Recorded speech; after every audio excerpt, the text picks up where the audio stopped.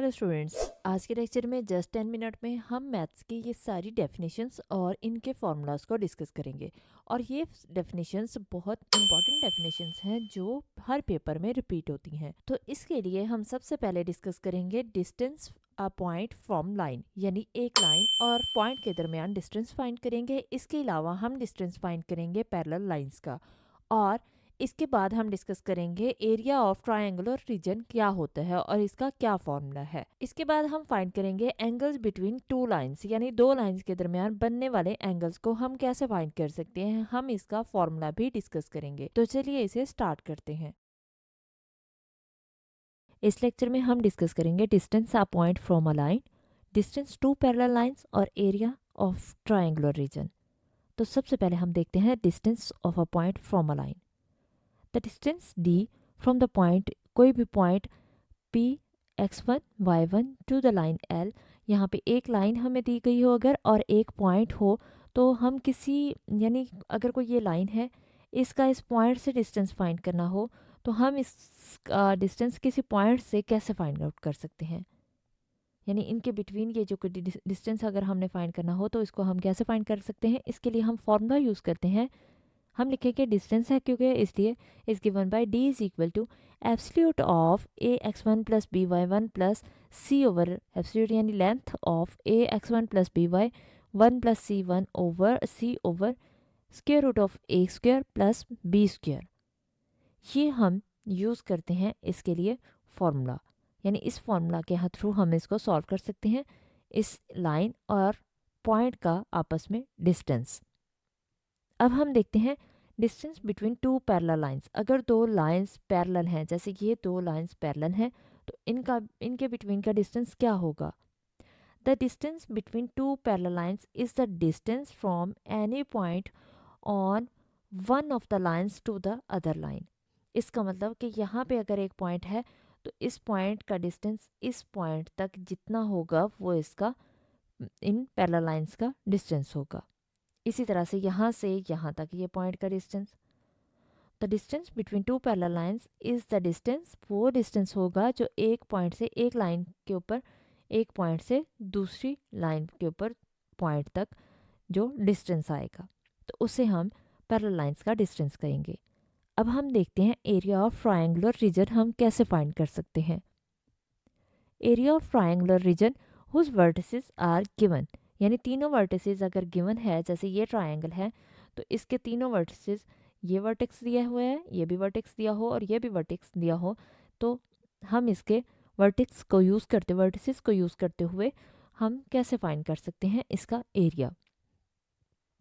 यहाँ पे हमने वर्टेक्स का फर्स्ट वर्टेक्स कौन सा ले लिया है, P, जो कि एंगल, यानी यहाँ पे जो एंगल बना रहा है x1 y1, Q हमने ले लिया x2 y2 और R हमने ले लिया x3 y3। अब area of triangular region find करने के लिए फॉर्मूला क्या होगा। इसके लिए हम यूज़ करेंगे area of triangle is equal to 1/2, ये फॉर्मूला है, यानी ये हमें याद करना होगा, x1 into y2 minus y3। अच्छा, सिंपल वर्डिंग में अगर मैं आपको बताऊं कि इसको हम याद कैसे कर सकते हैं, तो इसको याद रखना काफ़ी आसान है।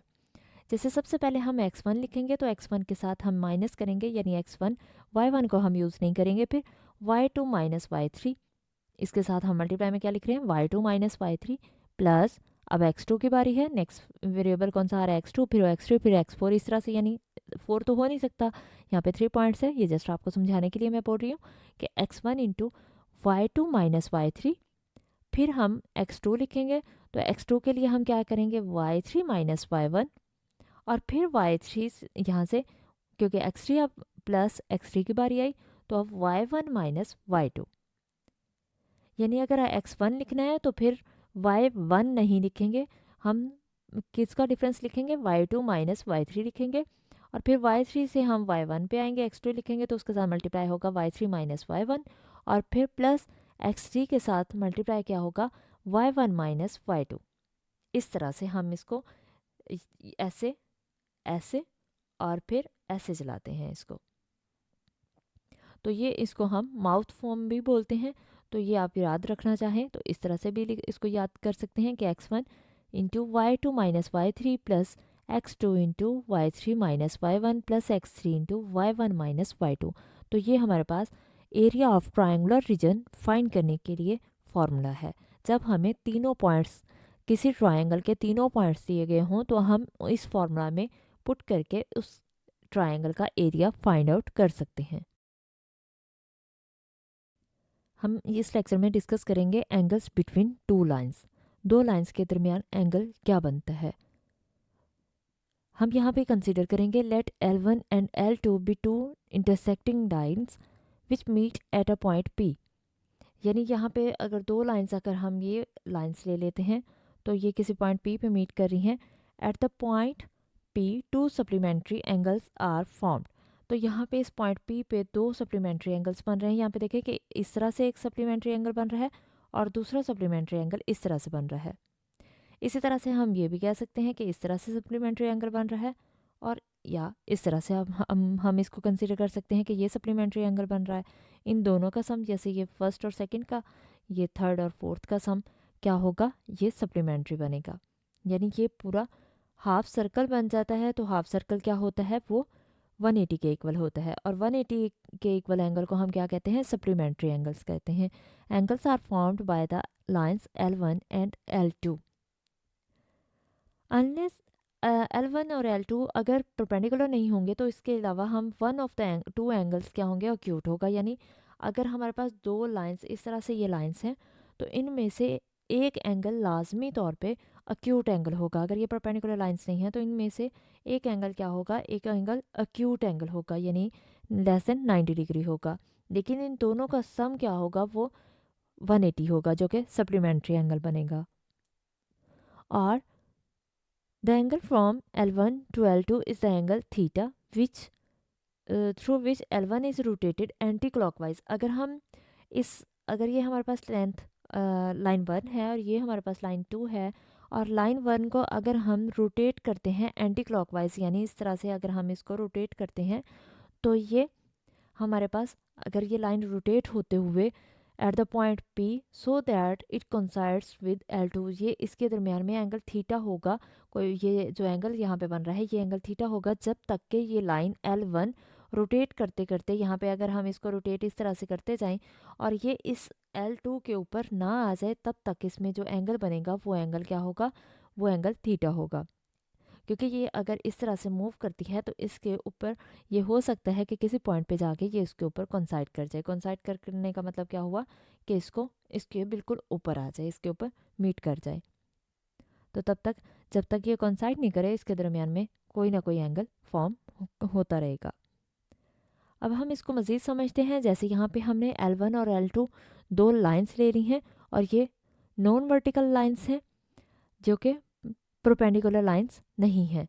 Let L1 and L2 be two non vertical lines such that they are not perpendicular to each other. ये दोनों लाइंस परपेंडिकुलर लाइंस नहीं है। याद रहे कि ये दोनों परपेंडिकुलर नहीं है, ये नॉन वर्टिकल लाइंस हैं। और स्लोप, अगर इनके दरमियान में हमें स्लोप भी दी गई हो, जैसे M1 L1 की स्लोप है और M2 स्लोप L2 की है, slopes of L1 and L2 respectively का मतलब होता है कि L1 के लिए हम पहली ही स्लोप यूज़ करेंगे, M1 यूज़ करेंगे, और L2 बाद में आ रहा है तो इसलिए इसमें M2 यूज़ करेंगे, इसके लिए L2 के लिए। जो सेकंड नंबर पे आएगा उसके लिए सेकंड वाली वैल्यू यूज़ करेंगे, फर्स्ट नंबर पे जो आएगा उसके लिए फर्स्ट वाली वैल्यू यूज़ करेंगे। ये रिस्पेक्टिवली का मतलब होता है।